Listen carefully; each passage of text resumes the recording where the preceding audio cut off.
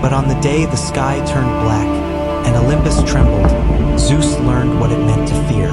For the whispers of the forgotten had risen, the chains of the forsaken had shattered, and in the abyss beyond the stars, something far older than the gods themselves had awakened, waiting to claim its due.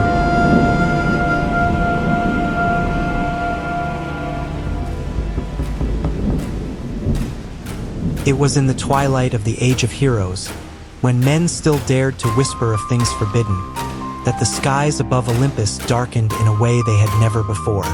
The heavens, long adorned with the brilliance of Helios' chariot, turned ashen, and thunder no longer roared with dominion but whimpered in hesitation.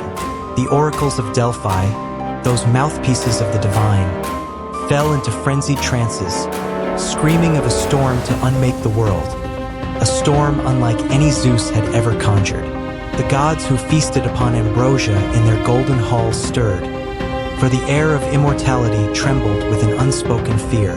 The Titans, long imprisoned in Tartarus beneath the watchful gaze of Zeus, had not been forgotten by the cosmos. Their suffering had sent ripples through the fabric of existence, and from the chasm of darkness, an ancient will stirred. Kronos, the devourer of ages, in chains of adamantine, whispered to the shadows, and the shadows listened. But it was not Kronos who would rise against the thunderer. No, it was one far more cunning, one whose name had long been reviled even among the gods, Nyx, the Primordial Night. Nyx, mother of darkness, she who wove the abyss before even chaos was given form, watched the vanity of the Olympians with disdain. It was she who first prophesied the doom of Zeus, for she had seen the threads of fate fray where none dared to look. In secret, she gathered those who had long suffered beneath the rule of the king of the gods. Among them was Prometheus, the firebringer, still bound to his torment upon the peaks of Caucasus. Among them was Hecate, goddess of witchcraft, she who walked between the worlds. Among them were Thanatos and Hypnos, death and sleep, who had long held resentment against Zeus for his arrogance in delaying their appointed tasks. And from the bowels of the underworld came Hades himself, his patience worn thin by the disdain of his brothers. The council of the Forsaken was formed, and from it the plan to undo Zeus was born. For the first time since the Titanomachy, Olympus became a battlefield. Nyx wove an abyssal veil over the golden palaces, swallowing the brilliance of the sun. Prometheus, freed by the shadows that whispered to his chains, unleashed the fury of the stolen flame, setting the skies ablaze. Hades, in his dark chariot drawn by steeds as black as night, rode upon the winds of the Styx, calling forth the legions of the dead. Zeus, though mighty beyond reckoning, felt the weight of something he had never known doubt. His thunderbolts, once the arbiters of dominion, faltered against the creeping darkness. The Cyclopes, who had forged his weapons, fell silent in their forges, for their father Uranus had stirred from his eternal slumber, calling them home. The gods, his children, watched with wide eyes. Some fled, like Hermes, swift-footed and wise. Others turned, like Hera, whose heart had long soured with the betrayal of her husband's countless infidelities. Ares, blood-drunk and ever loyal to war, stood beside his father. Apollo, torn between light and truth, hesitated. Artemis loosed her arrows into the abyss, only to see them swallowed whole. And so the storm broke. The sky shattered like a mirror struck by an angry god. Thunder, once a sound of command, became a wail of anguish. The rivers of the world turned black as Styx overflowed its banks.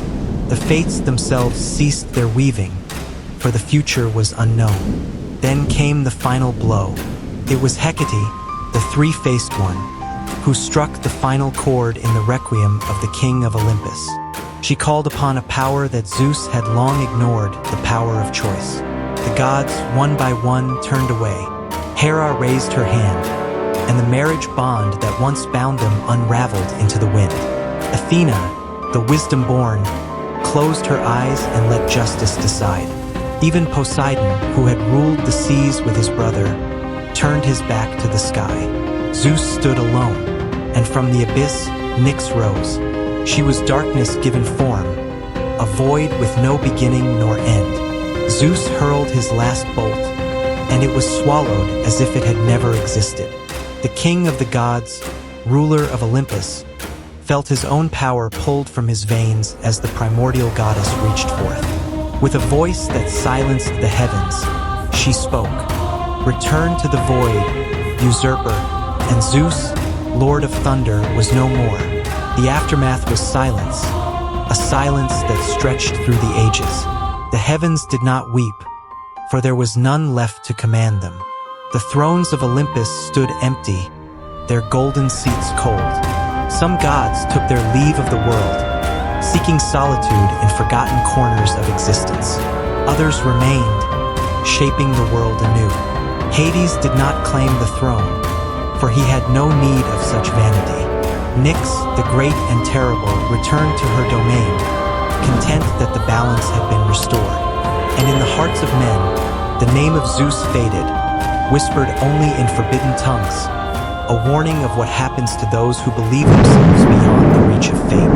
Thus ended the reign of the Thunderer. Thus began an age without a king. And in the dark corners of the world, where the stars do not shine, there are those who say that Zeus still lingers, not dead, but dreaming, waiting for the day he will rise again. But that is another story. Thank you for watching. If you enjoyed this journey through mythology and history, don't forget to like the video. It really helps others discover this content.